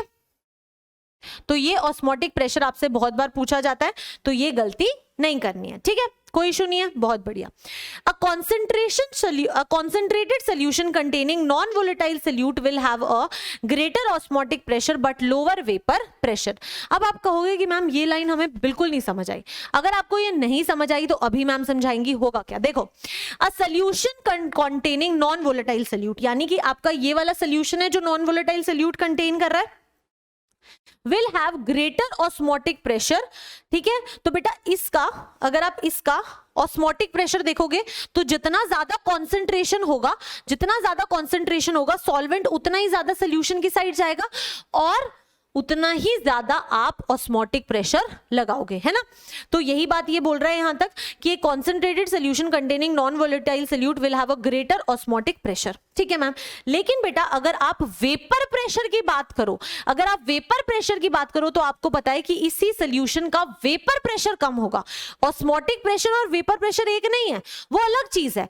ऑस्मोटिक प्रेशर किससे आता है, हाइड्रोस्टैटिक प्रेशर, जो आप पानी या सॉल्वेंट को रोकने के लिए लगाते हो, और वेपर प्रेशर वेपर्स की वजह से बनता है। तो सोल्यूशन का वेपर प्रेशर कम होता है, लेकिन उसका ऑस्मोटिक प्रेशर ज्यादा होता है, ठीक है। तो यही लाइन यहां पर बोली है, आई होप आपको क्लियर होगी। A concentrated solution containing non volatile solute will have a greater osmotic pressure but lower vapour pressure. तो आज यहां पर आपको दोनों तरह के प्रेशर्स के बीच का डिफरेंस समझ आ गया है, ठीक है। अमेजिंग। चलो अब आपको ऑल्टरनेटिव डेफिनेशन जो है वो दे देते हैं ऑस्मोटिक प्रेशर की। आप ये वाली डेफिनेशन लिखोगे तो भी आपको पूरे मार्क्स मिलेंगे। क्या है, ध्यान से सुनो।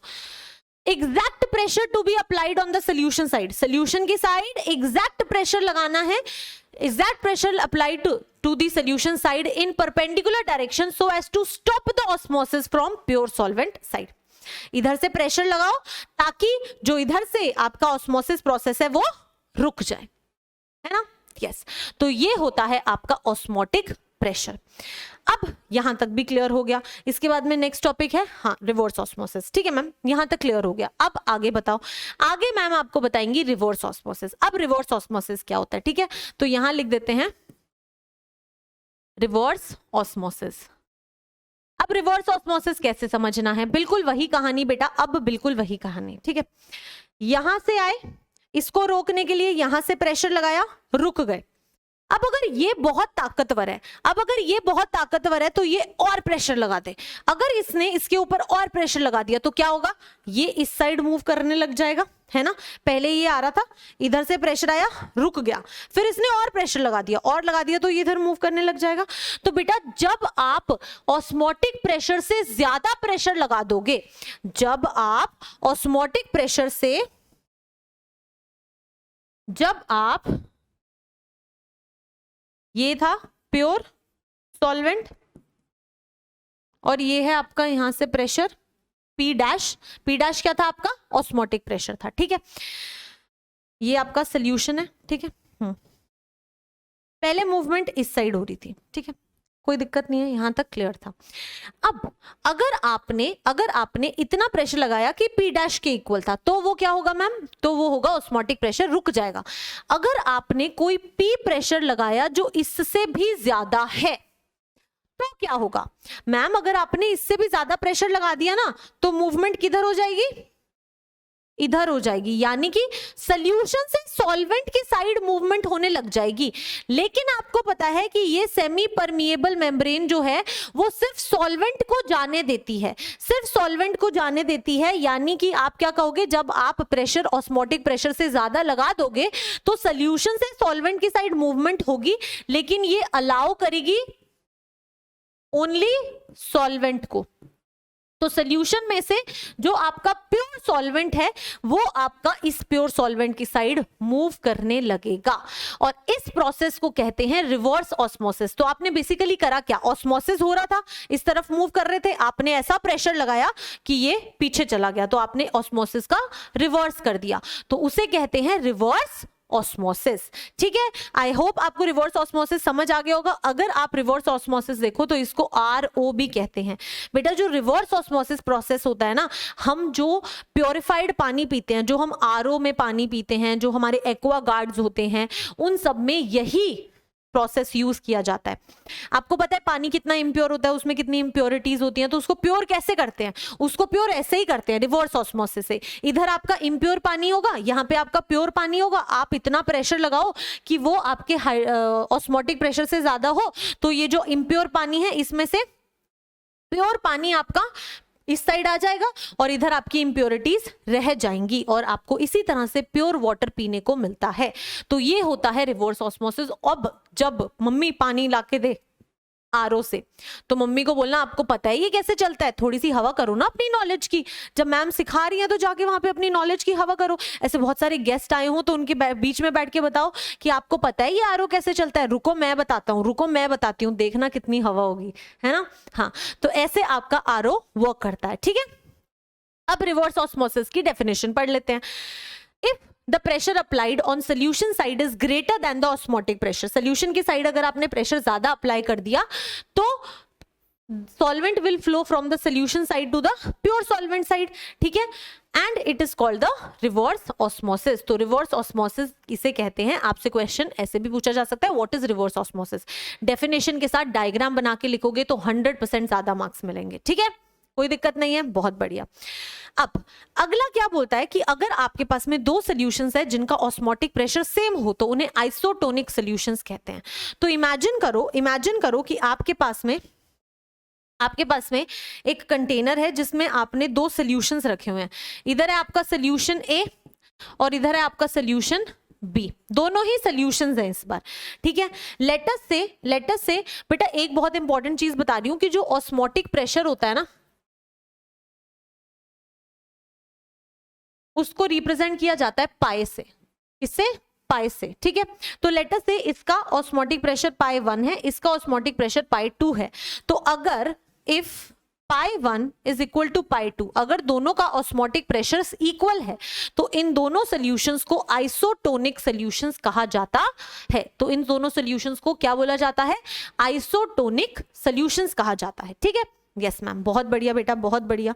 आगे क्या हमारे पास क्वेश्चन है, तो अभी हम क्वेश्चन नहीं करेंगे, अभी हम चीजें समझेंगे।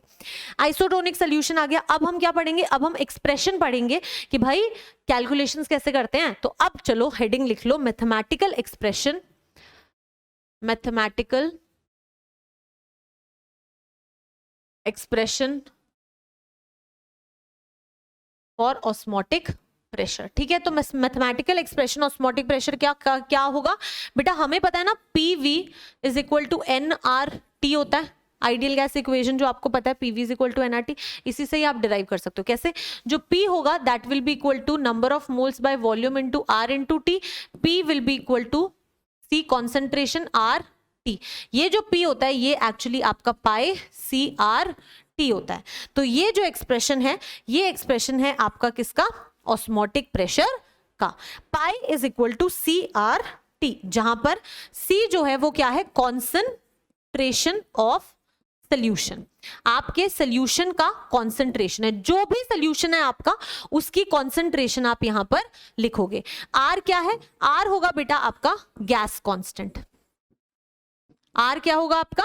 Gas constant. ठीक है, अब डिपेंड करता है कि आपका टेम्परेचर प्रेशर जो है ये किस में है। अगर ये एटमॉस्फेयर में है तो आप एटमॉस्फेयर के हिसाब से वैल्यू यूज करोगे गैस कांस्टेंट की, या तो आप यूज करोगे 0.0821 लीटर एटमॉस्फेयर पर केल्विन पर मोल, जब आपका पाई जो होगा वो एटमॉस्फेयर में दिया हुआ हो तो। ठीक है, और अगर आपको 8.314 जूल पर केल्विन पर मोल वैल्यू यूज कर रहे हो, ये कब यूज करते हैं? जब बेटा आपका प्रेशर जो हो वो किस में दिया हो? पास्कल्स में दिया हो। जब आपको प्रेशर पास्कल्स में दिया हो तो आप 8.314 जूल पर केल्विन पर मोल वैल्यू यूज करते हो आर की। ठीक है, यहां तक समझ आ गया? टी जो है वो क्या है? आपका टेम्परेचर है, और टेम्परेचर हमेशा केल्विन में यूज करते हैं, टेम्परेचर हमेशा केल्विन में यूज करते हैं। ठीक है, ये मैं आपको सिर्फ डिराइव करने का तरीका बता रही हूं, याद रखने के लिए बता रही हूं।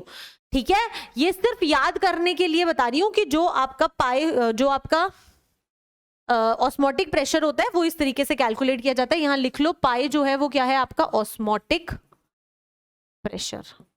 ठीक है, तो सारी चीजें लिख ली हमने, पाई CRT। ठीक है, क्लियर है यहां तक? क्लियर है यहां तक? परफेक्ट। कॉन्सेंट्रेशन यानी कि बेटा मोल्स पर लीटर, इसकी यूनिट भी लिख दो ताकि कंफ्यूज ना हो। ठीक है, कॉन्सेंट्रेशन यानी कि मोल्स पर लीटर। ठीक है, यहां तक कोई दिक्कत नहीं है? कर लोगे क्वेश्चंस? Yes ma'am. अब बेटा अगर आइसोटोनिक सोल्यूशन है, आइसोटोनिक सॉल्यूशंस है, तो हम क्या बोल सकते हैं? दैट पाई 1 जो होगा that will be equal to pi 2। मतलब जो भी दो अलग अलग सॉल्यूशंस है जिनकी अलग अलग कॉन्सेंट्रेशंस होंगी, उनके पाए जो है दैट इज उनके ऑस्मोटिक प्रेशर्स इक्वल है। मान लो कि आप सेम टेम्परेचर पर दोनों सॉल्यूशंस है। ठीक है, isotonic solutions at constant temperature. ठीक है, तो क्या होगा? C1R T1 is equal to C2R T2 होगा। अब कांस्टेंट टेम्परेचर है तो इसका मतलब क्या है? That T1 is equal to T2, तो यानी कि R तो सेम ही होता है, तो यानी कि C1 will be equal to C2, यानी कि दोनों की कॉन्सेंट्रेशंस भी इक्वल होंगी। ठीक है, तो ये चीजें आपको निकालनी आनी चाहिए, आपको पता होना चाहिए कि कैसे आपको कैलकुलेशंस करनी है। अगर आपको कभी आइसोटोनिक सॉल्यूशन बोलते हैं तो आप कैसे उसे सॉल्व करोगे। आई होप यहां तक किसी को कोई डाउट नहीं है। बहुत बढ़िया। ठीक है, ओके। इसके बाद में एक बहुत ही इंपॉर्टेंट चीज आती है, एक और बहुत ही इंपॉर्टेंट चीज आती है। ठीक है, which is hypertonic solution, hypertonic solution, और एक होता है हाइपोटोनिक सॉल्यूशन। अब बेटा ये दोनों टर्म्स जो होते हैं ना, ये क्या होते हैं? रिलेटिव होते हैं, रिलेटिव होते हैं। मान लो आपको दो सॉल्यूशंस दे दिए, मान लो आपको दो सॉल्यूशंस दे दिए, ठीक है। अब दो सॉल्यूशंस हैं जिनमें से पाई 1 जो है वो पाई 2 से ज्यादा है, यानी कि एक सॉल्यूशन का ऑस्मोटिक प्रेशर दूसरे सॉल्यूशन से ज्यादा है। तो इन दोनों में से जिसका ऑस्मोटिक प्रेशर ज्यादा होता है उसे हाइपरटोनिक सॉल्यूशन कहते हैं। तो यानी कि हाइपरटोनिक सॉल्यूशन कौन से होते हैं? मोर ऑस्मोटिक प्रेशर वाले। मोर ऑस्मोटिक प्रेशर वाले जो होते हैं वो आपके कौन से होते हैं? Hypertonic solutions. अगर आप हाइपोटोनिक की बात करोगे तो लेस ऑस्मोटिक प्रेशर, ठीक है, उसे आप हाइपोटोनिक कहते हो। लेकिन ये दोनों रिलेटिव होते हैं। अब अगर आपको कोई रैंडमली एक ही सॉल्यूशन दे दे और उसका वेपर प्रेशर और उसका ऑस्मोटिक प्रेशर दे दे, तो आप नहीं बोल सकते कि वो हाइपोटोनिक है या हाइपरटोनिक है। आप किन्हीं दो को रिलेट करके ही बोल सकते हो कि जिसका ज्यादा होगा वो हाइपरटोनिक होगा, जिसका कम होगा वो हाइपोटोनिक होगा, ठीक है। तो हाइपरटोनिक हाइपोटोनिक आप इस तरीके से फाइंड आउट करते हैं। आई होप यहां तक किसी को कोई डाउट नहीं है। एक बार चेक कर लेना मैंने ये सही बोला भी है कि नहीं। देखो मैं आपको पहले भी बता रही हूं, मैं रटती नहीं हूं, तो जो चीज रटने वाली होती है खराब हो जाती है, ठीक है। यही होता है, हाइपरटोनिक ज्यादा ऑस्मोटिक प्रेशर वाला होता है और हाइपोटोनिक लेस ऑस्मोटिक प्रेशर वाला होता है, ठीक है। यस, स्टिल चेक कर लेना एनसीईआरटी के अंदर, ठीक है मैम। यहां तक तो चीजें क्लियर हो गई हैं। अब हमें करने हैं क्वेश्चंस। अब बेटा हम क्वेश्चन करेंगे और इस चीज को एकदम क्रिस्टल क्लियर कर लेंगे। क्वेश्चन क्या कहता है? क्वेश्चन कहता है calculate the osmotic pressure in pascals. ध्यान रखना, आपको बोला है ऑस्मोटिक प्रेशर आपको कैलकुलेट करना है पास्कल्स के अंदर, यानी कि आपको पाई जो है वो पास्कल्स में कैलकुलेट करना है। अगर पास्कल्स में कैलकुलेट करना है तो आर की वैल्यू आपको 8.314 जूल पर केल्विन पर मोल यूज करनी पड़ेगी। ये आपको इंफॉर्मेशन पता चल चुकी है। इतनी सी लाइन से इतनी इंफॉर्मेशन पता चल गई। Now exerted by a solution prepared by dissolving 1 gram of polymer. आपको कोई एक पॉलीमर है, उसका मास गिवन है 1 gram of polymer of molar mass, और आपको इसी सल्यूट का मोलर मास गिवन है 185 ग्राम्स पर मोल, ठीक है। 185 ग्राम्स पर मोल इन 450 ml ऑफ वॉल्यूम। तो आपको वॉल्यूम ऑफ सोल्यूशन भी दी हुई है कितनी? 450 ml, ठीक है, ऑफ वाटर एट टेम्परेचर आपको दिया है 37 डिग्री सेल्सियस। तो अगर टेम्परेचर 37 डिग्री सेल्सियस दिया है तो आपको इसको केल्विन में कन्वर्ट करना जरूरी है। तो कैसे कन्वर्ट करेंगे? 37 प्लस 273, तो ये हो जाएगा 0 1 7 10 11 1 1 310 केल्विन, ठीक है।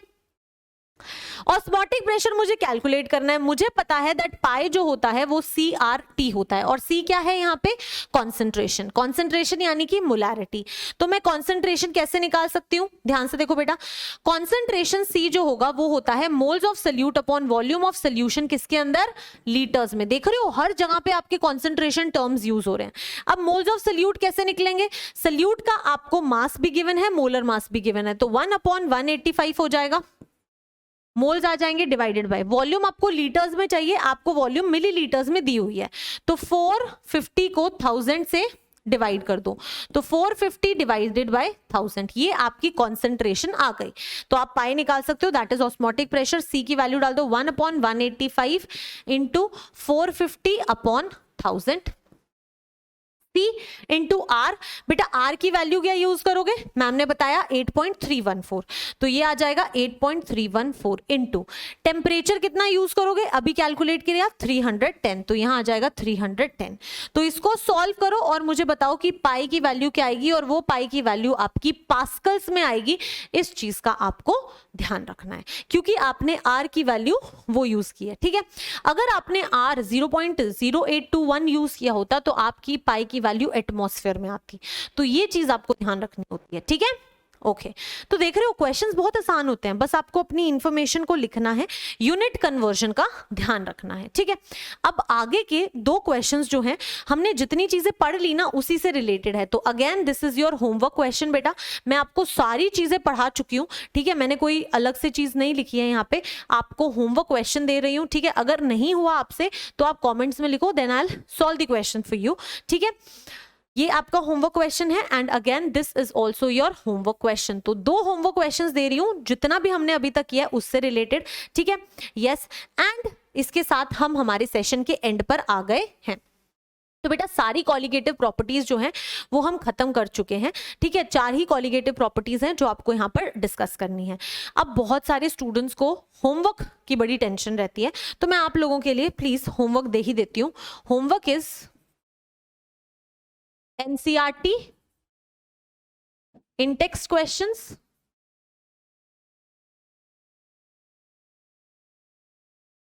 For all the topics we've done.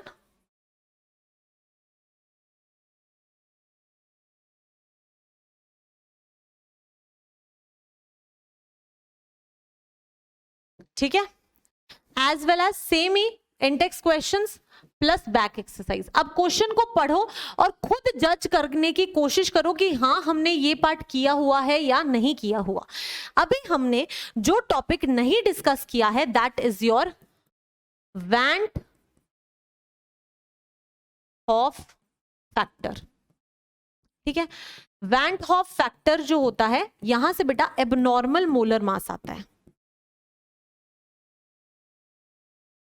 ठीक है। तो हम इस चीज को अभी पढ़ने वाले हैं, ये हम नेक्स्ट क्लास में करेंगे, ठीक है। ये टॉपिक जो है वो हमारा लास्ट टॉपिक है, this will be in next class.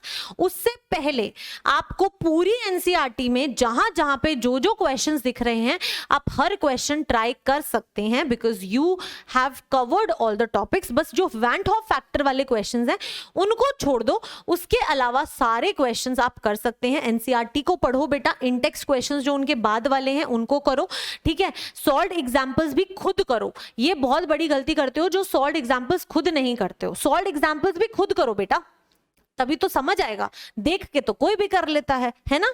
Yes, तो आपको होमवर्क क्वेश्चंस मिले हैं, you have to try all those questions, you have to do all the, you have to read the NCERT and you have to try the questions yourself, ठीक है।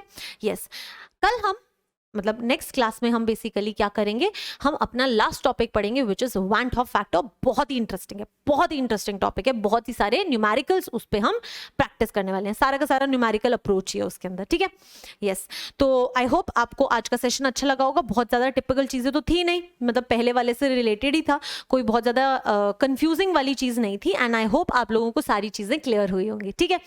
Yes, इसके बाद में बेटा जो मैं और कुछ बोलना चाहूंगी दैट इज कि I am very happy, I am really happy. मतलब मैं जब आपके कमेंट्स पढ़ती हूँ तो मुझे उससे समझ आता है कि आप लोगों को चीजें क्लियर हो रही हैं, that is the most important thing. And आपस में डिस्कस करो, जो स्टूडेंट्स कल आपस में डिस्कस कर रहे थे ना, मुझे बहुत अच्छा लग रहा था। I read a comment, I am sorry मैं आपका नाम भूल गई, बट मैंने किसी का कॉमेंट पढ़ा था जिन्होंने, एक बच्चे ने आंसर दिया, दूसरे बच्चे ने उसके साथ उस को डिस्कस किया। ही टोल्ड कि यहाँ पर मैम ने मे बी गलती से ये चीज लिख दी होगी, ये इस तरीके से हो सकता है, एंड उसने मेंशन भी किया कि मैम ने जैसे कहा था कि हम आपस में डिस्कस कर सकते हैं। The other person said thank you, तो उसने बोला कि यार हम दोनों सेम क्लास में हैं, एंड मैम ने कहा we should discuss and we should solve our doubts. तो बिल्कुल वैसे ही आप अपने डाउट्स क्लियर कीजिए। पता है ये इससे इंटरेक्शन बनता है, आप चाहे देश के अलग अलग कोने में बैठे हैं लेकिन फिर भी आप कॉमेंट्स में आपस में डिस्कस करेंगे तो आपको लगेगा कि यस हम बैचमेट्स ही हैं, राइट। यस, तो ये बहुत ही अच्छा तरीका है इंटरैक्ट करने का। Okay, so that was very sweet of you. तो ऐसे ही बेटा प्रिपरेशंस करते रहो अपनी, एंड मैं तो हमेशा हूँ ही आप लोगों के साथ, मैं आप लोगों को आगे भी बहुत अच्छे से सारी चीज़ें क्लियर करा दूंगी, ठीक है। तो अच्छे से पढ़ाई करिए, मिलते हैं नेक्स्ट सेशन के अंदर। All the very best, thank you.